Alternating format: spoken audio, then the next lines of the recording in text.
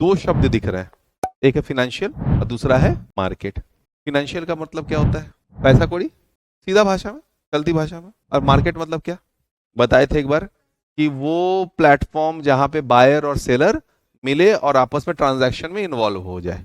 ठीक है, तो जिसको हम लोग कपड़े का मार्केट बोलेंगे, वहां पे क्या होता, कपड़ा लता बिकता होगा। जहां मसाला बिकता होगा, मसाले का मार्केट। तो जहां पैसा खरीदा और बेचा जाएगा उसको क्या कहेंगे? Financial market. यानी गलत डेफिनेशन है, लिख मत लेना किसी कोने में, कि जिस मार्केट में पैसा खरीदा और बेचा जाए उसको हम लोग क्या कहेंगे? Financial market. लेकिन फिर सवाल ये उठता है कि पैसा कौन खरीदता है, कौन बेचता है, और इसका आवश्यकता क्या है, उसको हम लोग समझते हैं एक छोटे से डायग्राम से।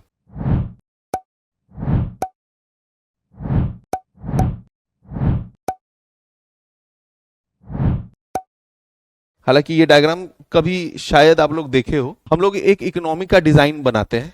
ये इकोनॉमी इतना ही सिंपल है कि एक्चुअली ऐसा इकोनॉमी कभी भी होता ही नहीं है, और अगर हुआ भी तो सरवाइव नहीं कर पाएगा। तो बोलोगे जब ऐसा इकोनॉमी सरवाइव नहीं करता, एग्जिस्ट नहीं करता है, तो हम लोग इसके बारे में पढ़ रहे हैं। तो सिंपल रखने का रीजन क्या है ना, कि अगर बहुत कॉम्प्लेक्सिटीज जो इकोनॉमी की होती है वो सारी चीजों को देखने रहेंगे तो फिनेंशियल मार्केट कब आया कब चला गया पता भी नहीं चलेगा।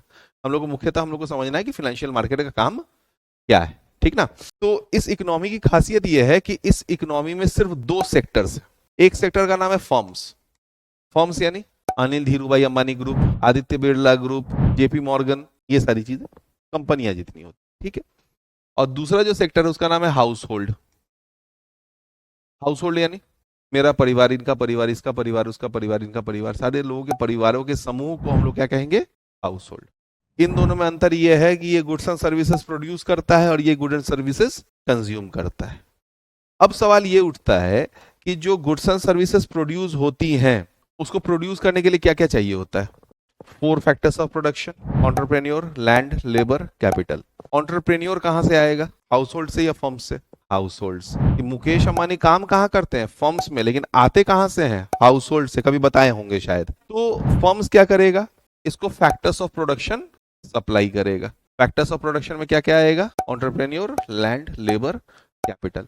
बट हम लोग जानते हैं कि every factors of production gets remuneration, की कुछ इनकम होती है। जैसे जो एंटरप्रेन्योर है उसको क्या मिलेगा? प्रॉफिट। लैंड जो दिया उसको रेंट मिलेगा, जो वेज पाएगा वो लेबर होगा, और जो कैपिटल देगा वो इंटरेस्ट पाएगा। तो जो फैक्टर्स ऑफ प्रोडक्शन यहाँ पे मिला हाउस होल्ड को, हाउस होल्ड ने उसके बदले में, हाउस होल्ड को उसके बदले में क्या मिला? Factor income. फर्म्स को जो फैक्टर्स ऑफ प्रोडक्शन मिला इसके बदले में फर्म्स क्या करेगा? गुड्स एंड सर्विसेज प्रोड्यूस करेगा। गुड्स एंड सर्विसेज किसके लिए प्रोड्यूस करेगा? हाउस होल्ड के लिए। यानी कि जो फैक्टर्स ऑफ प्रोडक्शन मिला वो गुड्स एंड सर्विसेज के रूप में वापस से कहां आ जाएगा? हाउस होल्ड के पास। अच्छा, कोई भी गुड्स कोई भी सर्विसेज फ्री होती है क्या? इसके लिए गुड्स एंड सर्विसेज के बदले में पेमेंट करना पड़ेगा, फर्म्स को पेमेंट करेगा हाउस होल्ड। लेकिन क्या हाउस होल्ड के पास पैसे हैं? क्या हाउस होल्ड के पास पैसे नहीं है? देखो तो ठीक से, हाउस होल्ड के पास पैसे नहीं है। ये क्या आया है? इनकम आया है ना। यही इनकम हाउस होल्ड क्या करेगा?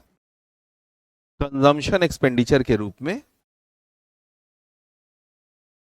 कंजम्पशन एक्सपेंडिचर के रूप में किसको लौटा देगा? फर्म्स को लौटा देगा। हम लोग बताए थे जीडीपी 3 मेथड से निकाला जाता है।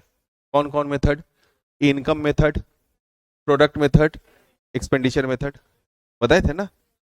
अब समझो, ये इकोनॉमी जीवन भर, अनंत काल तक ऐसे ही चल सकता है until and unless house hold को एक बीमारी ना लग जाए, और उस बीमारी का नाम है सेविंग्स। सेविंग का मतलब क्या हुआ? एक सर्टेन अमाउंट वो क्या करेगा? इकोनॉमी से बाहर निकाल के अपने पास रख देगा। अब बोलो क्या बात बोल रहे हो सर कि सेविंग्स बीमारी होती है? सेविंग तो अच्छी बात होती है, सेविंग्स तो करना चाहिए। बचपन में मैंने पढ़ा था, सेविंग्स इज अ वर्च्यू, सद्गुण होता है। आप अपने दृष्टिकोण से देखिए तो सेविंग्स अच्छी बात होती है, लेकिन इकोनॉमी के दृष्टिकोण से देखिए तो सेविंग अच्छी बात नहीं होती है। कैसे नहीं होती है समझो। फर्म्स ने हाउस होल्ड से 100 रुपए का फैक्टर्स ऑफ प्रोडक्शन खरीदा, तो हाउस होल्ड को कितना रुपया मिलेगा? 100 रुपया। 100 रुपए के गुड्स एंड सर्विसेज प्रोड्यूस करके लाएगा इसको बेचने के लिए। लेकिन हाउस होल्ड ने क्या किया? इस 100 रुपए जो आए थे उसमें से 20 रुपए बचा लिया। ये कितने रुपए गुड्स एंड सर्विसेज खरीदेगा? 80 रुपया का। इसका मतलब दो चीजें हुई। फर्म्स की इनकम 20 रुपया कम, यानी 20 रुपया लॉस, और दूसरा इसके पास 20 रुपए का सामान बचा हुआ रह गया। समझ पाए? अच्छा, 20 रुपए का अगर लॉस होगा इसको, तो ये अगली बार ज्यादा फैक्टर्स ऑफ प्रोडक्शन खरीदेगा या कम फैक्टर्स ऑफ प्रोडक्शन खरीदेगा? कम फैक्टर ऑफ प्रोटेक्शन खरीदेगा। कम फैक्टर ऑफ प्रोटेक्शन का मतलब क्या हुआ कि कल के तारीख में सौरभ को बोला गया कल से ड्यूटी पे मत आइएगा, we don't need your services. समझ पाए? ऐसी स्थिति देख के बाकी लोग क्या करने लगेंगे, ज्यादा सेविंग करने लगेंगे कि भाई लोगों की नौकरी जा रही है, यानी दिन दुनिया और खराब होने वाला है। तो अब की बार सेविंग की जब बारी आएगी तो हाउस होल्ड क्या करेगा, पिछले बार 20 रुपया बचा था, अब की बार 30 रुपया बचा लेगा। यानी कि अब फर्म्स जब सामान बेचने आएगा 80 रुपया का, तो पता चला इसे 50 रुपए का ही सामान बिका, 30 रुपए का सामान फिर से नहीं बिका। उसका नतीजा क्या होगा, फिर से कम फैक्टर्स ऑफ प्रोडक्शन खरीदेगा, कम प्रोडक्शन करेगा। अच्छा, यहाँ पे कुल मिला के देखो, पैसे की मात्रा घट रही है जिस कारण से डिमांड घट रहा है। अगर हम लोग सही सही से इन्फ्लेशन चैप्टर पढ़े थे तो हम लोग को समझ में आ रहा है कि इकोनॉमिक डिफ्लेशन की ओर जा रहा है। किसी भी इकोनॉमी के लिए डिफ्लेशन अच्छा होता है? नहीं होता है। यानी कुल मिला के ये इकोनॉमी बर्बाद हो जाएगा कुछ दिन में। ठीक है, और इस इकोनॉमी को बचाने का एक तरीका तो हमको समझ में आ रहा है कि हाउस होल्ड को बोला जाए कि तुम सेविंग करना बंद कर दो, है ना। लेकिन हाउस होल्ड को अगर हम ऐसा कहते हैं कि सेविंग्स मत करना, यानी लेट से कि अगर वो हाउस होल्ड में हम भी हैं, हमको बोलती है कंपनियां या सरकार बोलती है कि तुम सेविंग्स मत करो, हालांकि इस इकोनॉमी में देखो सरकार नहीं है, इसलिए बोले थे ना इकोनॉमी सर्वाइव नहीं करे, हो ही नहीं सकता है। लेट से कि फर्म्स ही हमको कहती है कि भाई तुम सेविंग्स मत करो, तो हम कंपनी को बोलेंगे ना भाई कि तुमने जो हमें इनकम दिया उसके बदले में वो क्या करना पड़ा था, उनको फैक्टर्स ऑफ प्रोडक्शन देना पड़ा था। कल की तारीख में जब हम फैक्टर्स ऑफ प्रोडक्शन के रूप में तुम्हारे पास काम करने में सक्षम नहीं रहेंगे, तो क्या तब भी तुम सुनिश्चित करोगे कि हम भूखे ना सोए, बिना इलाज के ना रहे? नहीं ना। कल की तारीख में तुम बोलोगे भाई पैसा नहीं काम नहीं दे रहे हो तो पैसा कहां से देंगे तुमको। यानी कि हम उस समय के लिए बचा रहे हैं जब हम काम करने में सक्षम नहीं होंगे। यानी कि हम हाउस होल्ड को ये नहीं बोल सकते हैं कि तुम सेविंग्स ना करो। यानी कि पहला ऑप्शन खत्म। दूसरा ऑप्शन जो हमको समझ में आ रहा है वो ये है कि जो पैसा इकोनॉमी से बाहर आ जा रहा है उस इकोनॉमी इस पैसे को वापस से किसी तरह इसी सर्कल में वापस डाल दिया जाए। तो उसके लिए हमको क्या करना होगा ना, इन दोनों के बीच में एक मीडिएटर क्रिएट करना होगा। वो मीडिएटर क्या करेगा ना कि हाउस होल्ड को बोलेगा कि सेविंग्स तुम अपने पास मत रखो, वो सेविंग्स तुम हमको दे दो। ये मीडिएटर यहां पे रहेगा, दोनों के बीच में रहेगा ना मीडिएटर। हाउस होल्ड को क्या बोलेगा, ये सेविंग्स तुम हमको दे दो, और इस पैसे को वो क्या करेगा, इन्वेस्टमेंट के रूप में फर्म्स को दे देगा। ठीक है, अब सोच के देखो, ये दे क्या रहा है, पैसा, ये ले क्या रहा है, पैसा। पैसे के लिए हम लोग वर्ड यूज क्या किए थे, फिनेंशियल, बेचने वाला, खरीदने वाला। तो ये जो प्लेटफॉर्म होगा इसी का नाम क्या होगा, फिनेंशियल मार्केट। गलत डेफिनेशन का काम यहीं पर खत्म हो गया। अब यहां पे समझते हैं फिनेंशियल मार्केट हम लोग कहेंगे किसको एक्चुअली। फिनेंशियल मार्केट में हम ये कहेंगे कि फिनेंशियल मार्केट वैसे ऑर्गेनाइजेशंस का समूह होता है जो सेविंग्स को इन्वेस्टमेंट में कन्वर्ट करता है। सेविंग और इन्वेस्टमेंट में अंतर क्या होता है भाई, सेविंग होता है आइडियल मनी और इन्वेस्टमेंट होता है वर्किंग मनी। फॉर एग्जाम्पल, पैसे का काम क्या है, चीजों को खरीदना।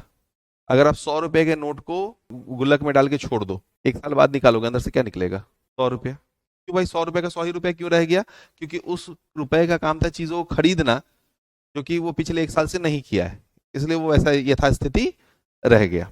लेकिन वहीं अगर 100 रुपया बैंक में डाल दो तो साल भर के बाद क्या होगा, आपको 104 रुपया वापस मिलेगा। तो ये 100 रुपया 104 रुपये कैसे हो गया, क्योंकि वो 100 रुपये काम कर रहा था।